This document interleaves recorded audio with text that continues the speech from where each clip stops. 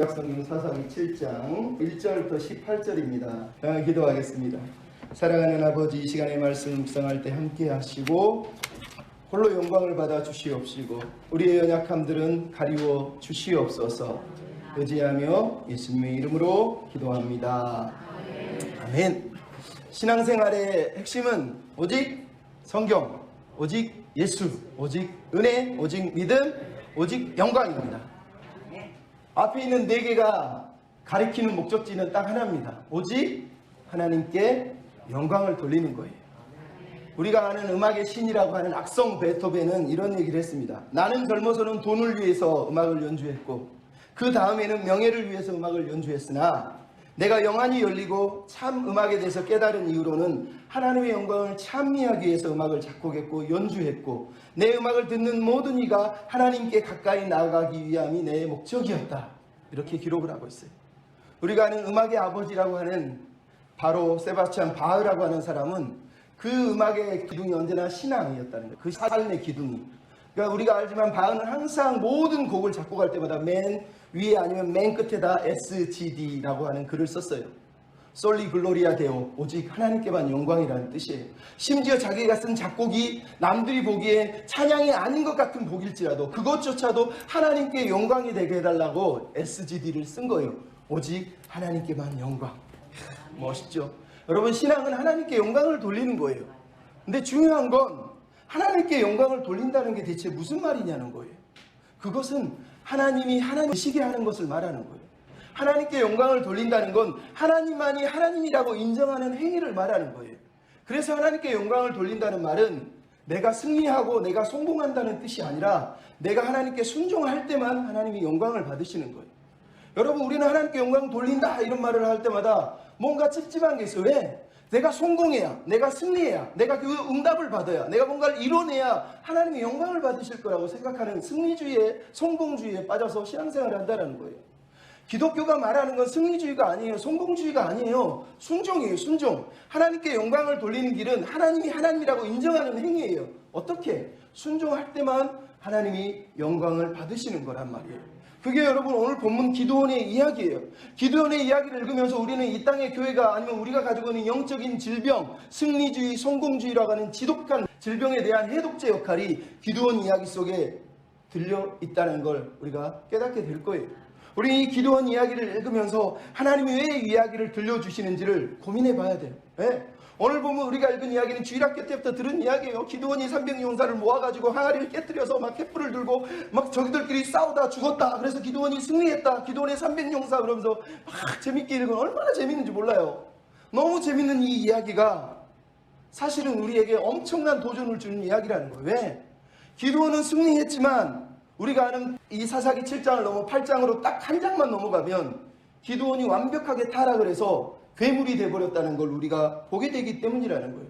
왜 그랬을까요? 그는 그의 마음속에 그의 영혼 안에 심겨져 있는 신앙의 독소, 영적인 씨앗, 욕망이라고 하는 교만이라고 하는 씨앗이 있었는데 그 씨앗을 세밀하게 살피지 못하고 간수하지 못하고 하나님 앞에서 그것을 다루지 못하다 보니까 그 씨앗이 그 독소가 자기 온몸에 퍼지고 마지막에는 폭발해버렸다는 거예요. 하나님의 영광을 위해 산다고 소리는 질렀는데 정작 그 인생은 하나님의 영광을 위한 삶이 아니라 자기를 위한 삶을 살아낸 사람이라는 게 기드온 이야기의 전체적인 이야기란 말이에요. 그래서 우리가 기드온 이야기를 중요하게 읽고 조심해서 읽어야 되는 거예요. 이 이야기를 읽으면서 우리는 그래서 씨름해야 돼요. 우리는 정말 하나님의 영광을 위해서 산다고 말은 하는데 내가 지금 하고 있는 기도가, 내가 하는 행위가 하나님의 영광을 위한 것이 맞는가라고 고민을 해야 돼요. 왜?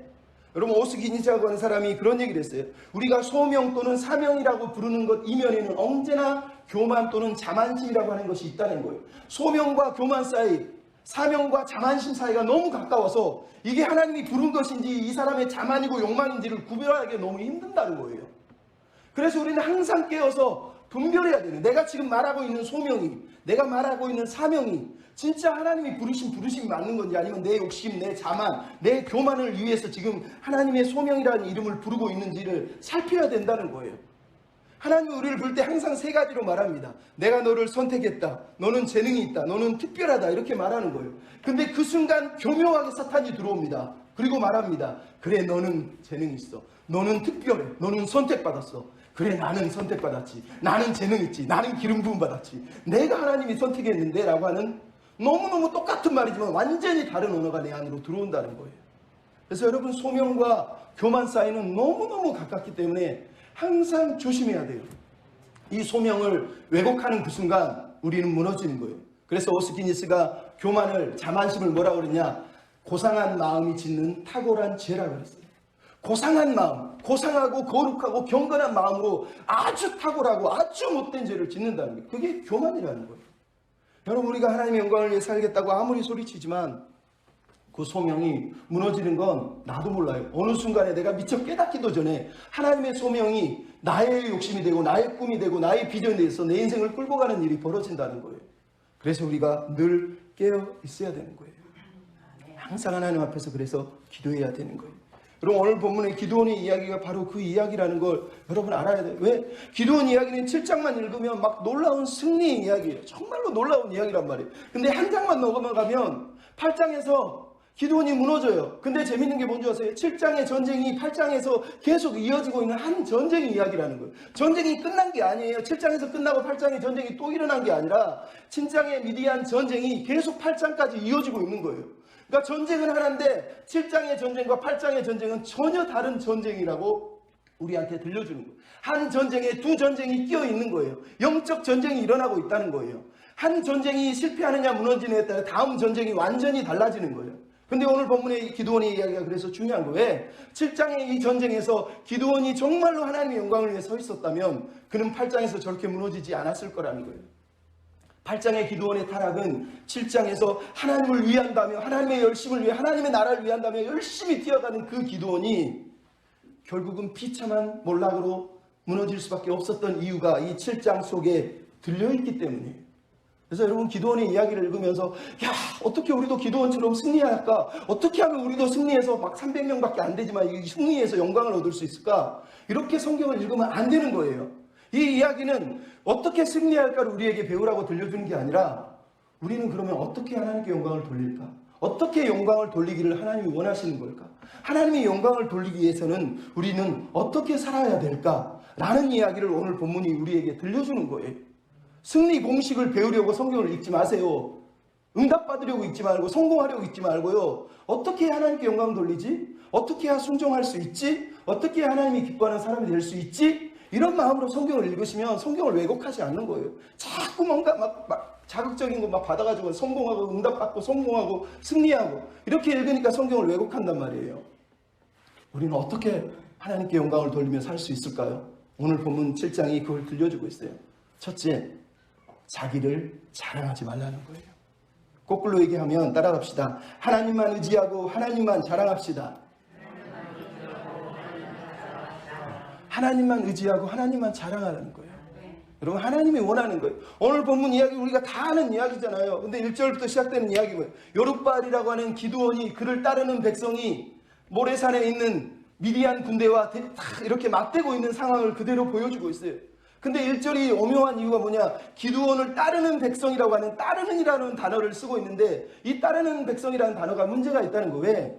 다른 사람이 많다는 건 그 사람이 타락하기 아주 쉽다는 얘기를 하고 있는 거예요. 바로 이어지는 2절에 하나님이 뭐라고 그럽니까? 너를 따르는 백성이 너무 많다. 그래서 문제다라고 얘기하는 거예요. 여러분, 전쟁하러 가는데 백성이 많이 모아서 가야 되는 거 아닙니까? 근데 오늘 보면 2절에 하나님 뭐라고요? 여호와께서 이르시되 따르는 백성이 너무 많다는 거예요. 여러분, 2절부터 8절이 무척 중요합니다. 주어가 여호와께서 이르시되 여호와께서 이르시되 여호와께서 이르시되거든요. 이게 10절까지 9절 10절까지 등장하다가 그 이후로는 등장하지 않습니다. 10절 이후로는 누가 주어가 되느냐? 기드온이 내가 이렇게 변해버리는 걸 알게 돼요.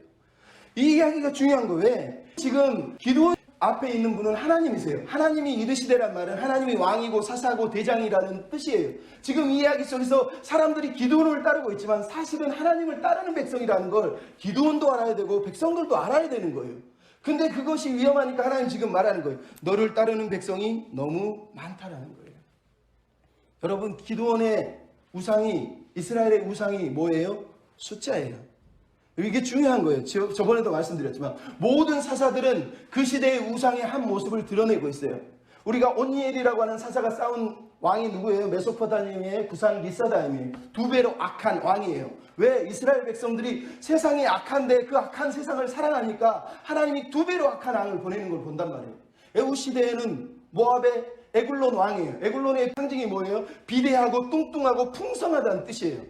그래서 하나님이 그 우상을 제하기 위해서 에훗이라고 하는 왼손잡이를 들어 쓴단 말이에요. 삼갈은 누구예요? 삼갈 시대는 블레셋의 우상, 블레셋은 소의 신 미케네라고 하는 농사의 신을 우상으로 섬겼어요. 그래서 하나님이 삼갈의 손에 소 무는 막대기를 통해서 소를 무너뜨리는 걸 보는 거예요. 먹고 살기 위해서 뛰어다니는 걸 말하는, 그게 우상이 됐다는 거예요. 두보라 시대는 뭐가 우상입니까? 철병고 900승, 권력과 힘과 파워를 얘기하는 거예요. 세상의 힘과 권력 앞에서 벌벌 떠는 그 우상 앞에서 하나님이 여자 두보라의 말씀의 선지자를 통해서 말씀으로 무너뜨리는 것을 우리에게 보면서 그렇게 우상을 무너뜨리라는 거예요. 오늘 본문의 이야기는 이제 뭡니까? 숫자예요. 숫자.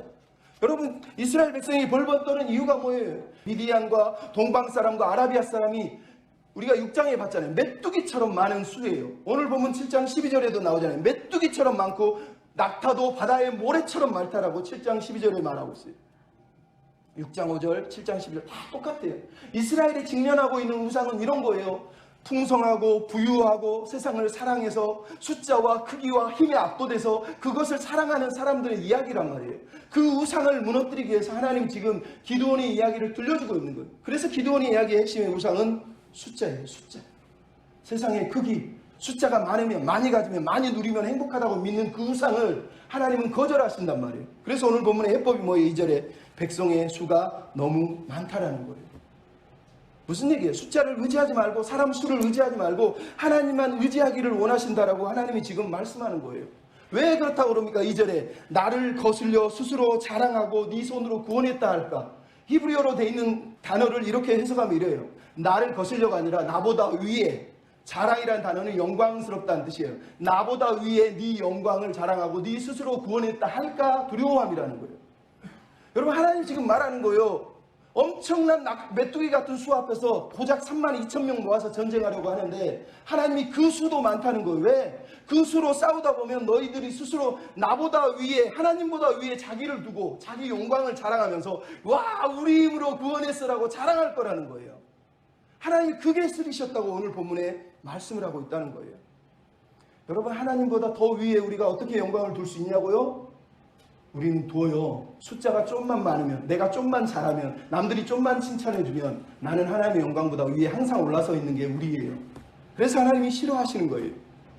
그래서 오늘 보면 하나님이 3절부터 8절에 시험을 하잖아요. 2가지 시험을 하시죠. 시험의 내용이 뭐예요? 숫자를 빼는 거잖아요.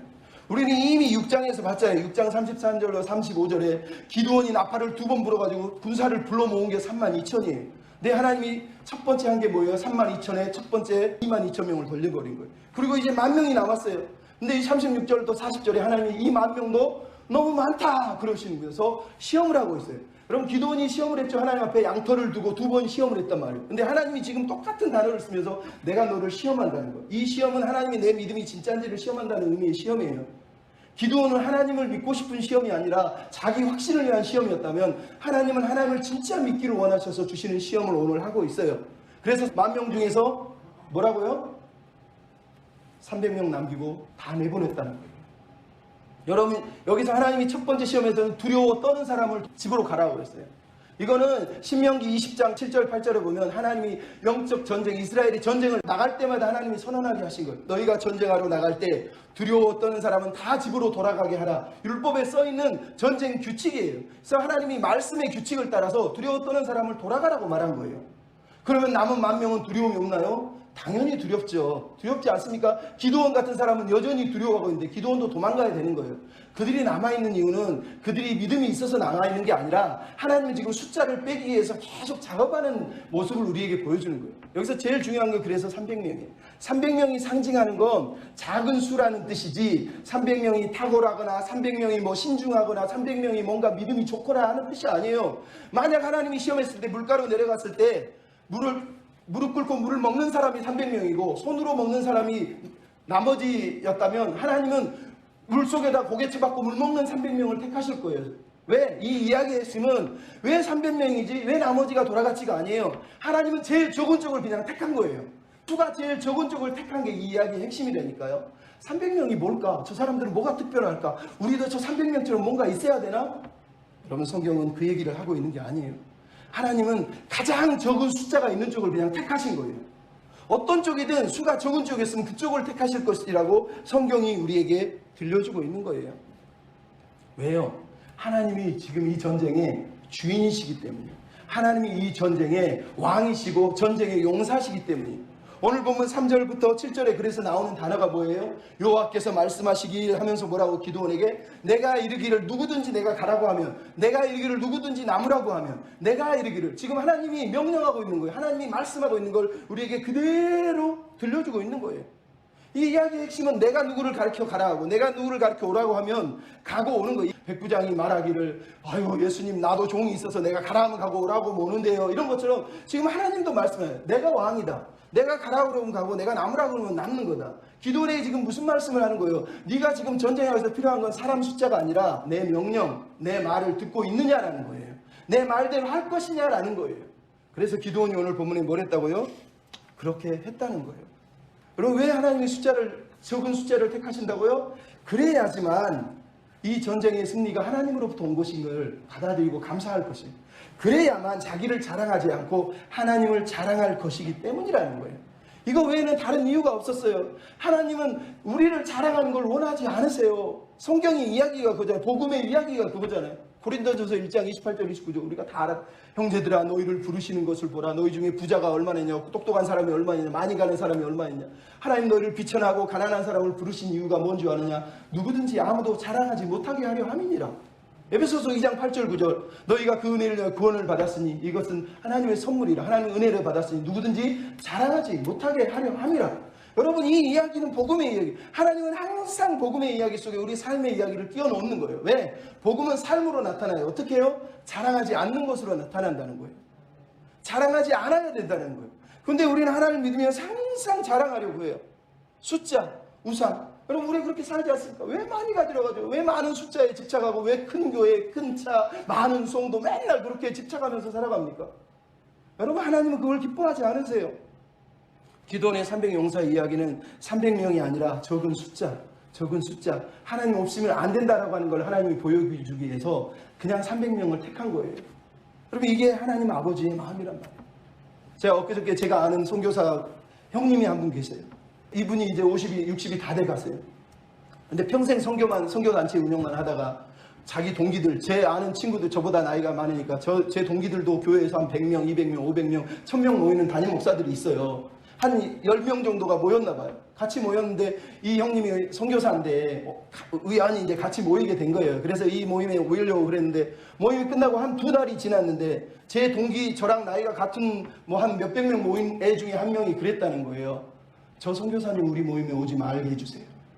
아니 여기 100명, 200명, 몇백 명 모이는 목사들이 있는데 교회도 없는, 성도도 없는 목사가 끼어가지고 뭐 이렇게 재밌게 떠드냐고. 아 기분 나쁘다고. 제가 그 말을 듣고 얼마나 화가 났는지. 아니 자기가 100명, 500명, 1000명이 무슨 의미가 있습니까? 아니 하나님이 100명, 500명 모았다고 칭찬해주고 한 명 모이면 너는 틀렸어 합니까? 여러분, 성경 오늘 본문이 우리에게 들려주는 이야기가 그거예요. 수가 많으면 자기를 자랑해요. 교인 100명만 돼도요 고개 뻣뻣해지고 500명 되면요 사람 다 가진 것처럼, 세상 다 가진 것처럼 까불고 살아요. 안 그렇습니까? 여러분, 저보고 아이고 목사님, 저기 전도사 보고 아이고 우리 전도사님 이럽니까? 저 어디 교회에서 큰 교회 목사님 아니면 누구 유명한 목사 왔다고 아이고 제가 오늘 식사 대접하겠습니다. 아이고 목사님. 여러분, 그렇게 안 해도 돼요. 그분들은요 평생 저기 가면 다 대접받고 살아요. 대접 못 받은 사람을 솔직히 얘기해서 대접 받아야 돼요. 명절 되면 목사님한테 담임 목사한테 막 선물 엄청나게 갖다 줘요. 부교육자한테는 눈치 봐서 못 가요. 갖다 주면 목사가 야단친대요. 아니 세상에 이렇게 말해야 됩니까? 명절이 다가와서 하는 얘기예요. 섬기려면 힘든 사람 섬겨야 돼요. 좀 죄송하지만 우리 교회는 그 정도는 안 되니까 뭐 좀 그렇긴 하지만 하여간 그렇습니다. 여러분, 하나님은 언제나 작은 쪽을 택하셨어요. 큰 쪽을 택하지 않으세요. 그럼 하나님이 하시는 말이 뭐예요? 보리떡 5개, 물고기 2마리를 먼저 선택하세요. 하나님은 12명의 제자를 선택하세요. 12형도 더 되는 천사를 불러다가 싹 쓸어도 돼요. 하나님 그 능력이 있으세요. 하지만 하나님은 예수님은 그냥 12명이 필요하신 거예요. 그거면 돼요. 왜? 하나님이 하시는 일을 보여주는 방식은 작은 수, 작은 쪽이에요. 여러분, 이스라엘 백성이 하나님이 신명기 7장 7절에 뭐라고 그랬는지 기억하세요? 내가 너희를 택한 이유는 너희가 다른 민족보다 숫자가 많아서가 아니라 모든 민족 중에 가장 적기 때문이라는 거예요. 하나님이 이스라엘을 선택한 이유라니까요. 하나님이 우리를 선택한 이유도 마찬가지예요. 가장 작기 때문에, 가장 연약하기 때문에 우리를 사랑하신다니까요. 그래서 여러분, 우리는 살면서 자랑하면 안 돼요. 승리, 성공, 숫자 여기에 매몰돼서 살면 안 돼요. 약할지라도 부족할지라도 작을지라도 그냥 그렇게 살아야 돼요. 사도 바울이 말하잖아요. 내가 자랑할 것은 부득불 약한 것을 자랑한다. 약한 것을. 왜? 내가 약할 그때가 강함이니라. 하나님이 말했다. 네가 약할 때가 내 능력이 온전하여지기 때문이라는 거예요. 여러분, 이 말씀의 핵심이 뭔지 아세요? 약해지면 하나님이 강하게 해준다는 뜻이 아니에요. 오해하면 안 돼요. 약한 것 자체가 강한 거라는 거예요. 왜? 약하면 나는 약하기 때문에 나는 드러날 수가 없어요. 그러면 그때 하나님만 나타나기 때문에, 그래서 약한 게 복이라는 거예요. 내가 약해야 돼요. 내 능력도 없고요. 내 자랑도 없어야 돼요. 그래야지만 하나님이 영광을 받으시는 거예요. 하나님 그 마음을 잊어버리면 안 돼요. 우리 아까 처음에 찬양했잖아요. 나의 약함은 나의 자랑이요, 나의 아픔도 나의 영광이고, 나 가난함도 상금이고, 나 쓰러짐도 나의 고백이니. 여러분, 우리가 그런 고백을 진짜 드릴 수 있어야 돼요. 근데 여러분, 이 찬양 드릴 수 있어요? 나의 약함은 아이고 창피해요, 나의 가난함은 아이고 부끄러워요. 누가 그러라고 그랬습니까? 성경은 내 약함이 자랑이고 내 가난함이 영광이요, 내 쓰러짐도 상급이요. 예? 하나님이 그 마음을 우리에게 요구하시잖아요. 하나님의 계산법이 뭐예요? 예수님 마이너스 모든 것 하면 어떻게 돼요? 모든 것이 되죠. 모든 것 마이너스 예수님 하면 어떻게 돼요? 제로가 되는 거예요. 모든 것이 있어도 예수님을 빼면 아무것도 없는 거예요. 성경이 말하는 거. 하지만 아무것도 없어도 예수님을 추가하면 모든 것, everything, all이 되는 거예요. 그래서 우리가 고백하는 거예요. 예수님이 나의 전부입니다. 하나님은 나의 모든 것입니다. 오늘 본문 얘기하는 숫자를 다 빼도 상관없다. 하나님만 있으면 다 된다는 거예요. 여러분, 이런 마음을 가지셔야 됩니다. 두 번째, 교만하지 말라는 거예요. 따라서 합시다. 모든 것이 하나님의 은혜임을 인정합시다. 여러분, 오늘 본문은 너무 재밌는 이야기가 이제 9절부터 15절에 나와요. 하나님의 명령대로 다 보내고 이제 고작 300명이 남았어요. 두려울까요? 안 두려울까요? 당연히 두렵죠. 하나님도 말씀하시잖아요. 10절에 그래도 두려우면 네 부하를 데리고 가라. 그래도 두려움이에요. 지금 기드온은 하나님의 명령대로 순종을 했지만 여전히 두려워요. 왜요? 적군의 수가 너무 많아요. 8장 우리가 안 읽었지만 8장 10절에 보면 미디안의 군대의 수가 13만 5천 명이에요. 13만 5천 명 대 3만 5천 명이면요, 한 사람이 4명만 이기면 돼요. 근데 하나님이 300명만 남겼어요. 13만 5천 명하고 300명이 붙으면 한 사람이 450명을 상대해야 되는 거예요. 4명도 힘들 텐데 450명을 한 사람이 어떻게 이기냐고요. 기드온이 지금 벌벌 떨면서 두려워하고 있는 거예요. 그래서 7장 12절에 미디안의 군세를 한 번 더 하나님이 언급하시는 거예요. 메뚜기처럼 사람들이 많았다는 거예요. 그래서 하나님이 격려하시면서 야, 저 밑으로 내려가라. 저 미디안 사람들이 꿈꾸는 이야기를 한번 들어봐라. 그리고 나서 네가 용기를 얻을 거야. 그러면서 하나님이 지금 두려워하는 기드온을 격려하고 있는 걸 우리에게 보여주고 있어요. 여러분, 기드온은 여전히 두려워하지만 하나님이 두려워하는 이 기드온을 이놈아 두려워 그러면서 쫓아내고 있는 것이 아니라 선택하셨기 때문에 다시 격려하시고 다시 용기를 주시고 다시 힘을 주시는 거예요. 왜? 이 전쟁은 숫자에 달린 게 아닌데 자꾸 숫자에 집착하니까 하나님 지금 그걸 깨닫게 하시려는 거예요. 그래서 기드온이 그 진영으로 들어갔더니, 깊숙이 들어간 것도 아니에요. 그 진영 근처에 가까이 갔더니 군사들 2명이 꿈꾼 얘기를 하죠. 한 사람이 뭐라 그럽니까? 저쪽에서 보리떡 한 덩어리가 꿀꿀꿀꿀꿀 굴러오더니 우리 진영을 콱 때려 부수더라. 그랬더니 한 사람 친구가 옆에서 말하길, 야, 저건 요아스의 아들 기드온의 칼이다. 하나님이 미디안을 저들에게 넘기신 거야 라고 얘기합니다. 여러분, 이 이야기 속에서 놀라운 게 있어요. 하나님의 말씀이 변한 게 하나도 없다. 하나님이 기드온을 처음 불렀을 때부터 계속 똑같은 말씀 하셨어요. 내가 너를 용사로 삼을 건데 하나님 미디안을 네 손에 붙여서 구원해 줄 거야 라는 얘기를 계속하고 있는 거예요. 여러분, 이 이야기의 핵심은 그래서 꿈 이야기가 아니에요. 저번에도 말했지만 양털 시험의 핵심도 우리도 양털 시험을 해서 응답을 받으라는 뜻이 아니고요. 오늘 본문도 너희가 꿈을 통해서 하나님 응답 좀 받으면 안 되겠니? 이런 얘기를 하고 있는 것이 아니에요. 오직 못 났으면 꿈으로라도 얘기해야 되는 그 상황 속에서 하나님은 말씀이 변하지 않는다는 거예요. 하나님의 진리는 변하지 않아요. 꿈을 꾸든 환상을 보든 기적을 보든 진리는 바뀌면 안 된다는 얘기를 하는 거예요. 이 미련한 사람한테 하나님이 여전히 똑같은 말씀하시는 거예요. 너를 통해서 이스라엘을 구원해 줄 거라는 거예요. 그래서 우리에게 필요한 건 말씀의 진리에 붙들리는 거예요. 근데 여러분, 오늘 15절에 기드온이 이 응답을 듣고 나서 하나님 앞에 그 자리에서 경배를 하고 하나님께 경배를 하고 그리고 돌아가서 일어나라, 하나님이 여호와께서 우리에게 미디안을 붙이셨다 그러면서 백성들을 지금 막 끌고 가는 이야기가 들려주고 있어요.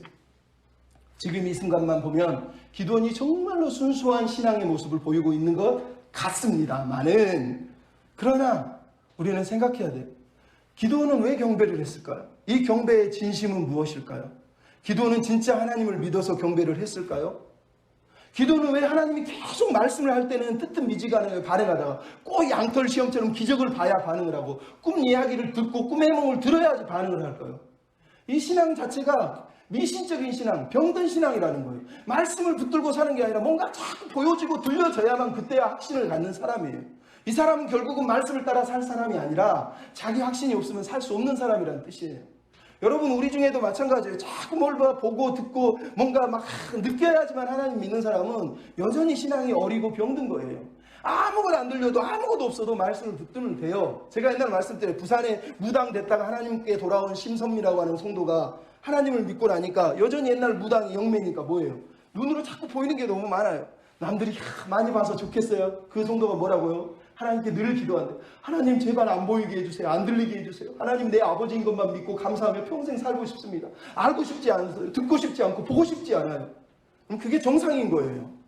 건강한 신앙은 보고 듣는 게 아니라 말씀으로 나아가는 거예요. 기드온이 지금 그 일을 못하고 있잖아요. 이 본격적인 이야기 속에 이제 기드온의 실체가 드러나는 게 바로 16절부터 25절이에요.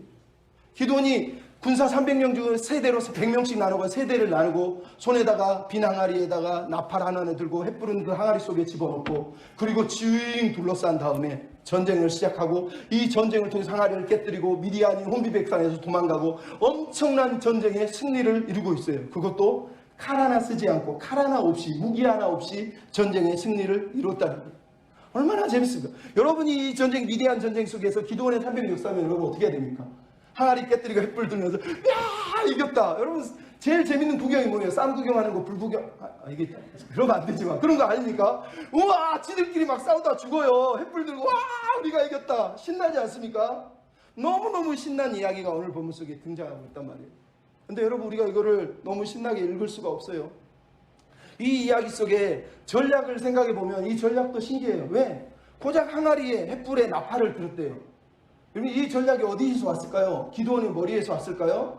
우리는 알 수가 없어요. 오늘 본문에 써있지 않아요. 근데 성경을 보면 항상 하나님은 비상식적인 방법으로 일하시죠. 아말렉과 전쟁할 때는 모세가 손을 들어야 이겨요. 여리고를 공격할 때는 어떻게 해요? 법궤를 따라 그냥 7바퀴 아무 말 하지 않고 돌아야 이기는 거예요. 기드온의 이 전쟁의 전략도 분명히 하나님이 주셨을 거예요. 아니면 기드온의 지혜일지라도 그건 하나님의 영이 임하셔서 깨닫게 한 지혜일 거라는 거예요. 중요한 건 이 이야기 속의 핵심도 마찬가지예요. 300명이 무기도 없이 항아리만 깨뜨렸는데 이겼다? 뭘 가리키려고요? 하나님이 하셨다는 걸 깨닫게 하시려고 이 이야기를 들려주고 있다는 거예요. 근데 여러분, 17절에 무슨 얘기가 나오죠? 기드온이 용감하게 군사들을 불러 모아놓고 말해요. 나만 보고 내가 하라는 대로, 내가 하라는 대로, 나만 보고 내가 하라는 대로. 여러분, 우리 아까 3절 4절에 뭐가 나왔어요? 여호와께서 이르시되 내가 너에게 이르기를 누구든지 내가 시키고 내가 부르면, 내가 말하면, 내가 가라 하면, 내가 오라 하면. 분명히 1절부터 7절의 주어는 하나님이시고 하나님의 군대 장관인데 이 이야기 속에서는 이제 누가 나타나요? 기드온이 내가 말하고 내가 원하는 대로, 내가 하라는 대로 완전히 주어가 바뀌어버렸다는 걸 우리에게 보여주고 있어요. 그리고 나서 더 중요한 게 18절 19절에 나오죠. 자기를 따르는, 나를 따르는 사람들에게 하는 말이 여호와를 위하여, 기드온을 위하여 라고 소리치게 했다는 거예요. 20절에는 여호와와 기드온의 칼이다 라고 소리치게 했다는 거예요. 여러분, 이 언어들이 얼마나 거룩해 보입니까? 근데 거룩한 언어가 아니라는 거예요. 왜? 여러분, 모든 학자들이 주목합니다. 왜 8장에서 기드온은 7장의 기드온과 뭔가 달라졌을까? 어디서 대체 기드온은 변해버렸을까? 그 변곡점이 어딜까? 모든 대부분의 학자들이 다 주목하는 게 바로 28절과 20절에 나와 있는 이 단어가 기드온이 획기적으로 타락하고 변하게 된 시점이라고 지목을 하고 있어요. 왜요? 아까도 말씀드렸잖아요. 이 언어 속에는 기드온이라고 하는 사람이 가지고 있는 심리가 그대로 드러나고 있어요. 기드온이 미디안 진영에 갔을 때 미디안 군사가 뭐라고 그랬어요? 요아스의 아들 기드온의 칼이다. 그리고 그 다음에 이어진 말이 뭐예요? 하나님이 미디안을 그들의 손에 넘기셨느니라. 여기서 기드온이 들어야 할 단어의 제일 중요한 단어가 뭐예요? 하나님이 넘기셨다는 단어예요. 근데 기드온은 지금 뭘 들은 거예요? 기드온의 칼이다 라는 걸 들었다는 거예요.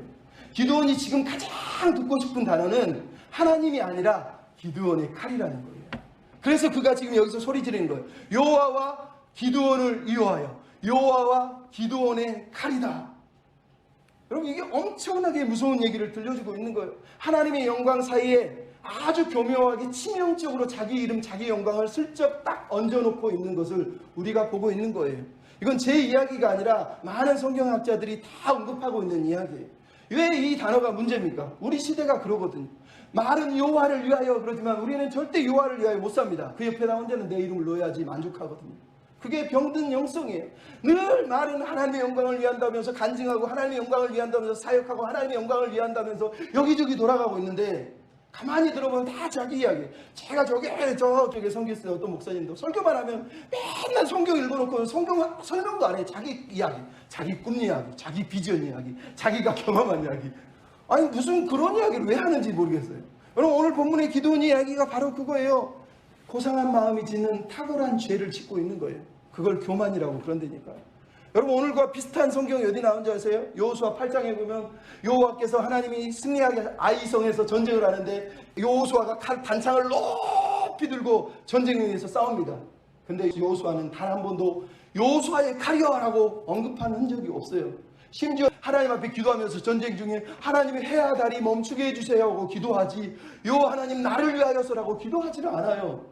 여러분, 믿음의 선조들은 자기 이름을 끼워넣지를 않아요. 근데 기드온은 여기 이야기 속에 자기 이름을 탁 끼워놓고 하나님 이름 옆에 자기 이름을 딱 집어넣고 있는 걸 우리가 보고 있는 거예요. 자기를 자랑하지 말라 그랬는데 하나님 위에 자기를 영화롭게 할 것을 하나님이 걱정해서 숫자를 뺀 건데 기드온이 승리를 맛보는 이 확신 속에서 자기 이름을 다시 쑥 집어넣어 버렸다는 얘기를 하고 있는 거예요. 그럼 이게 비참한 거고, 이게 오늘 이 시대에 우리가 들어야 될 내용이에요. 그럼 모세가 왜 너는 가나안 땅에 들어갈 수 없어라고 한지 아시죠? 여러분, 하나님이 모세에게 말했어요. 네가 나를, 내 거룩함을 드러내지 않았기 때문이야. 나를 믿지 않았기 때문이래. 그럼 모세가 그 60만이라고 하는 장정만 60만이면 300만의 백성들을 끌고 가면서 하나님의 말씀을 가르치고 율법을 가르치며 평생을 살았는데 단 한순간 반석을 내리치면서 내가 너희를 위하여 물을 내릴까 이놈들아! 그러면 성질 내면서 내가 너희를 위하여 우리가! 라고 했다는 거예요. 그 한 단어 때문에 하나님이 너는 가나안에 못 들어가라고 얘기한 거예요. 그래서 무서운 거예요. 어느 날 한번 넘어지면 하나님 가끔 넘어진 거라고 얘기하실 거예요? 아니요. 하나님의 영광 옆에 우리 이름을 두기 때문에 그게 무서운 거예요. 여러분, 왜 이런 일이 일어났을까요? 기드온이 하나님께 경배할 때 잘못된 경배를 했기 때문이에요. 여러분, 이야기를 잘 들으세요. 교회를 다니지만 은혜를 받지만 은혜 받았다고 했을 때 하나님에 대한 이해를 잘못하는 사람들이 많아요. 칼빈, 루터, 조나단 에드워드 같은 사람이 항상 얘기해요. 은혜 받은 사람들은 하나님에 대해서 두 가지 지식을 가져야 돼요. 하나님은 하나님의 능력의 주라는 것, 하나는 구속주, 자비로운 아버지라는 걸 배워야 된다는 거예요. 근데 교인 중에도 하나님을 능력의 주, 심판의 주, 두려운 하나님으로만 기억하고 경배하는 사람이 있고, 진짜 경배하는 사람은 하나님을 능력의 주만 아니라 자비의 아버지로 경배하는 사람이 있다는 거예요. 진짜 경배하는 사람은 하나님을 능력뿐만 아니라 자비로운 아버지, 언약의 하나님으로 경배한다는 거예요. 왜 기드온이 실패했을까요? 기드온은 하나님을 기적의 하나님, 능력의 하나님, 다른 우상처럼 기적을 보여주고 능력을 보여주고 들려주고 보여지는 그 하나님으로만 하나님께 경배를 한 거예요. 그분이 얼마나 자비로운 아버지신지, 얼마나 놀라운 사랑의 하나님이신지, 얼마나 나를 사랑하셔 나를 위해서, 이스라엘을 위해서 무슨 꿈과 비전을 가지고 계신지 그것조차 들으려 하지 않고 그냥 한번 확신을 받고, 오, 하나님은 능력이 있네, 오, 하나님 대단한데, 이 하나님 의지하면 내가 잘 되겠는데, 여기서 끝나버렸다는 거예요. 그게 기드온이 무너지고 넘어진 이유라는 거예요. 여러분, 우리가 하나님을 믿지만 하나님을 잘못 이해하면 이런 일이 벌어지는 거예요. 이 사람들은 항상 그래서 하나님의 영광을 탈취하고 도둑질하는 거예요. 간증한다고 나서서 다 들어보면 자기 간증이지 하나님 얘기가 사라지는 걸 봐요. 하나님 얘기는 계속해. 하나님 영광도 계속해. 하나님의 일을 위하여, 하나님을 위하여 말은 계속하지만 마지막 결론은 뭐예요? 자기 자랑하다 끝나버리는 일이 벌어지는 거예요. 왜? 하나님의 마음을 알면 그렇게 못 사는 거예요. 은혜를 잊으면 이렇게 사는 거예요. 여러분, 성경에 기드온처럼 은혜를 많이 받은 사람이 있는 줄 아세요? 사사기에서? 사사들 중에 기드온처럼 은혜를 받은 사사는 하나도 없어요. 세상에 하나님이 나타나서 직접 불렀어요. 눈앞에서 하늘에서 불이 내려서 고기가 타는 걸 보게 해주셨어요. 심지어 성령으로 옷을 입혀주셨어요. 사람들이 죽이려고 하는데 살려주셨어요. 양털 기적이라고 하는 기도를 했는데 그것도 들어주셨어요. 300명도 안 되는데 빈 항아리 들고 싸웠는데 이기게 해주셨어요. 꿈속에서 저 속에서 꿈꾸는 이야기를 들으라고 듣기까지 해주셨다니까요. 사사 중에 이렇게까지 은혜를 많이 받은 사사가 아무도 없어요. 근데 사사 중에 가장 먼저 타락한 사람이 기드온이라는 거예요. 왜? 이게 은혜라는 걸 잊어버린 거예요. 은혜를 알면 절대 교만할 수가 없는 거예요. 교만한 사람은 은혜를 모르거나 은혜를 왜곡시켰기 때문이에요. 은혜를 자꾸 자기 영광으로 생각하는 거예요. 내가 영광 받으면 은혜라고 믿기 때문에 그게 은혜인 줄 알기 때문에 일어나는 병인 거예요. 그래서 말하는 거예요. 여러분, 우리에게 필요한 건 하나님의 은혜를 잊지 않는 거예요. 은혜였구나. 세상에 나 같은 사람한테 이렇게 은혜를 부으시다니 고맙습니다. 하나님 고맙습니다. 이러면서 살아야 되지 않습니까? 기도는 이 은혜에 너무너무 둔감한 거예요. 기도는 자기가 300이 상징하는 게 뭐라고요? 적은 수예요. 나는 연약하구나. 나는 보리떡 한 덩어리구나. 나는 빈 항아리구나. 나는 깨뜨릴 수밖에 없는 존재구나. 그렇게 하나님 앞에 고백했을 때만이 하나님이 자기를 나팔로 횃불로 들어쓰시는 존재라는 걸 깨달았어야 되는 거예요. 근데 그는 아직도 자기가 보리떡이었다는 걸 이해하지 못해요. 자기가 적은 수라는 걸 이해하지 못해요. 자기는 빈 항아리라는 걸 이해하지 못하고 있는 거예요. 그래서 하나님께 영광을 돌리지 못하고 있는 거예요. 여러분, 하나님을 자랑한다는 건 자기를 철저하게 내려놓을 뿐만 아니라 모든 것이 은혜구나. 나는 보리떡이구나. 나는 빈 항아리구나. 하나님 없이는 안 되는구나. 이렇게 고백할 때에만 일어나는 거예요. 여러분, 그런 믿음을 가지셔야 됩니다. 예. 은혜를 아는 자는 성경에 항상 나오죠. 누가복음 17장에 뭐가 나옵니까? 종이 와가지고 밭에서 일하고 들어왔는데 주인 앞에서 나 이랬으니까 상 주세요 하는 종이 어디 있느냐? 또 주인이 명령을 하면 또 상을 차리고 주인을 위해서 준비를 다 하고 나서도 할 대답은 우리는 무익한 종입니다. 할 일을 했을 뿐입니다. 라고 해야 되지 않느냐? 라고 예수님이 말씀하신 거예요. 그게 우리가 해야 될 삶의 자세인 거예요. 내가 좀 했다고 와 자랑하면서 나 하나님 띄워주셨네 막 이러면서 여러분, 종이 그럴 수 있습니까? 나 이랬더니 하나님이 나 칭찬해 주시네. 아니에요. 저는 무익해요. 나는 종인걸요. 하나님 말씀대로 살고 싶은 것 뿐이에요. 하나님 뜻대로 하세요. 그리고 이래야 되지 않습니까? 그게 세례 요한이에요. 주님은 흥하셔야 되고 저는 망해도 됩니다. 그 자세를 하나님이 우리에게 요구하시는 거예요. 그러려면 우리에게 초심을, 처음 마음을 끝까지 꼭 붙들고 놓지 말아야 돼요. 처음 마음이 뭐예요? 하나님 주신 처음 마음을 말하는 거예요. 하나님 주신 처음 마음.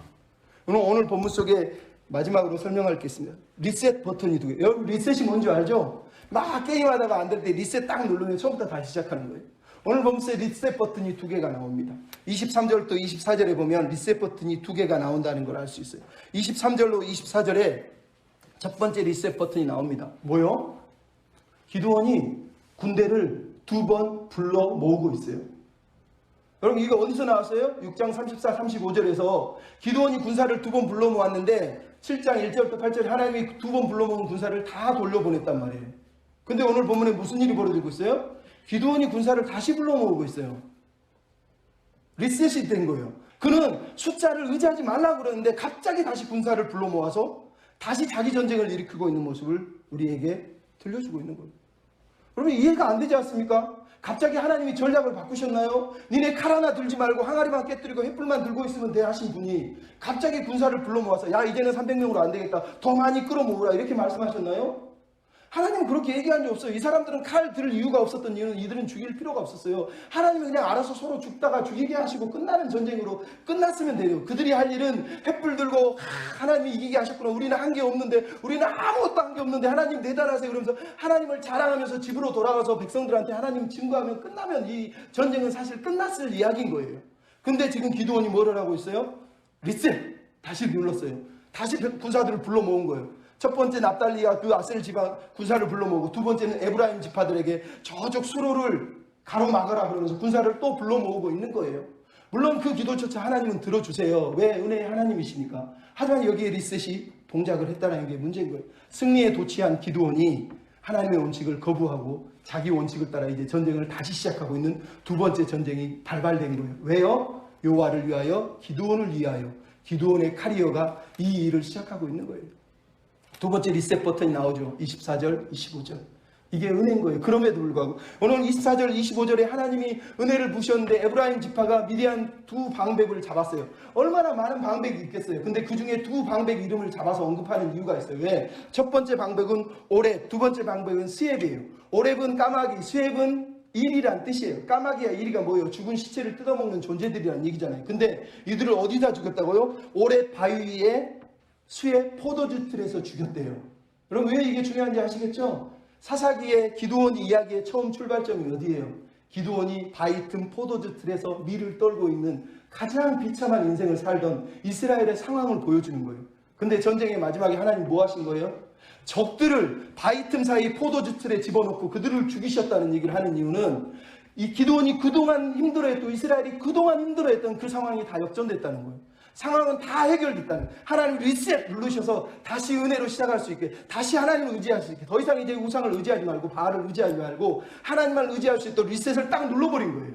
이제는 하나님을 바라보고 하나님만 자랑하고 하나님의 은혜만을 기억하고 하나님만 의지하는 백성으로 살 수 있도록 하나님이 또 리셋을 누르신 거예요. 무슨 얘기인지 아시겠습니까? 그들은 이제 그렇게 간절히 구했던 그 고통스러운 상황이 사라진 거예요. 그러면 그들은 행복할까요? 상황이 변했으면 그들은 변할까요? 그게 우리가 묻는 질문이에요. 기드온이 계속 기도한 거 아니에요? 상황 좀 바꿔주세요. 상황 좀 바꿔주세요. 그래서 지금 하나님이 상황을 바꿔주셨어요. 근데 8장을 보면 기드온은 더 나쁜 인간, 더 못되고 교만한 우상 숭배자가 된다는 거예요. 저희가 말씀드리는 거예요. 상황을 바꾸는 건 그렇게 큰 의미가 없어요. 진짜 중요한 건 내가 바뀌는 거예요. 내가 은혜 안에 붙들리는 거예요. 여러분 앞에 리셋 버튼이 있는 거예요. 리셋 버튼을 누를 수 있을 건데 어떤 걸 누르시고 싶습니까? 기드온이 누르는 버튼을 누르시겠습니까? 아니면 하나님이 누르시는 버튼을 누르시겠습니까? 하나님의 버튼이 여기 있어요. 십자가, 예수 그리스도, 오직 영광, 오직 은혜, 오직 믿음. 이것만 누르시면 된다니까요. 하나님의 은혜 없이는 살 수가 없구나. 하나님이 아니면 안 되는구나. 그런 사람들을 통해서 하나님은 일하시고 영광을 받으시는 거예요. 여러분 기드온 이야기는 기드온만 300명의 용사만 붙여주시면 우리 교회가 부흥할 것 같은데 300명만 보내주세요. 이렇게 기도하는 그 기도 내용이 아니에요. 기드온에게 300명을 붙여주신 이유는 크려고 하지 마라. 많이 가지려고 하지 마라. 많이 커지려고 하지 마라. 숫자 늘리려고 하지 말라는 거예요. 적어도 된다. 없어도 된다. 하나님만 의지하면 된다. 그게 하나님이 원하는 거다라고 말씀하시는 거라니까요. 그럼 이 마음을 잊어버리면 안 돼요. 기드온의 300용사는 우리가 어떻게 하면 성공할까? 어떻게 하면 부흥할까? 이런 300명의 헌신자가 필요한 것 아닌가? 웃기는 소리예요. 300명은 헌신자가 아니에요. 하나님은 가장 연약한 사람들을 끝까지 내리셔가지고 하나님만 바라보는 사람을 원한 거지 그런 일꾼을 찾으라고 말한 게 아니라니까요. 그럼 잊지 않으셨으면 좋겠어요. 마지막 이야기 들려드리고 마칠게요. 여러분 철로 역정이라고 하는 존 버년의 책 중에 기독교인이 하나님을 믿고 십자가 아래서 무거운 짐을 탁 내려뜨리고 나서 천성을 향해서 걸어가다가 수많은 어려움을 당하고 어느 날 아름다운 뷰티풀 팔라스라고 하는 아름다운 궁전에 들어갑니다. 거기에는 수많은 사람들이 모여서 행복하게 사는데 교회를 상징하는 거예요. 거기서 즐겁게 자기 인생 신앙을 나누다가 그 다음날 거기에 있는 신실이라고 하는 신중이라고 하는 한 여인이 자기를 데리고 도서관에 데려갑니다. 그 도서관에는 하나님이 하신 일들과 하나님을 믿는 사람들의 이야기가 쭉 기록되어 있어요. 그 다음에 두 번째 날이 되니까 그를 무기고에 데려갑니다. 무기고에 데려가니까 무기고에는 전신갑주를 비롯해서 수많은 무기들이 널려 있었어요. 근데 그 무기고에 뭐가 있었냐? 모세의 지팡이, 다윗의 물맷돌이 들려 있었고 에웃의 삼가리의 막대기가 들려 있었고 야엘의 몽둥이가 말뚝이 들려 있었고 기드온의 빈 항아리와 나팔이 거기 들려 있었다는 거예요. 빈 항아리와 나팔이 거기 들려 있었다는 거예요. 여러분 그것을 왜 보여주겠어요? 하나님이 우리에게 말씀하시는 거예요. 기드온은 여기서 깨달았어야 돼요. 나는 빈 항아리구나. 나는 보리떡 한 덩어리구나. 나는 하나님이 아니면 안 되는구나. 이거를 깨달았을 때 기드온은 하나님께만 영광을 돌릴 수 있는 존재가 될 수 있었다는 거예요. 우리도 마찬가지. 우리는 보리떡 한 덩어리예요. 우리는 빈 항아리예요. 우리는 아무것도 아니에요. 하나님이 나와 함께 하시면, 하나님이 나와 함께 하시면 됩니다 라고 고백할 때 하나님은 하나님이 되시고 하나님은 영광을 받으시는 겁니다. 모든 영광을 하나님께 올려드립니다. 하나님 영광을 받아주시고, 내가 정말로 보리떡 한 덩어리고 빈 항아리일 뿐이지만 하나님의 손에 들려서 나팔이 되고 횃불이 되게 해주시옵소서. 하나님만 드러내게 해주십시오. 이렇게 기도하고 마쳤으면 좋겠습니다.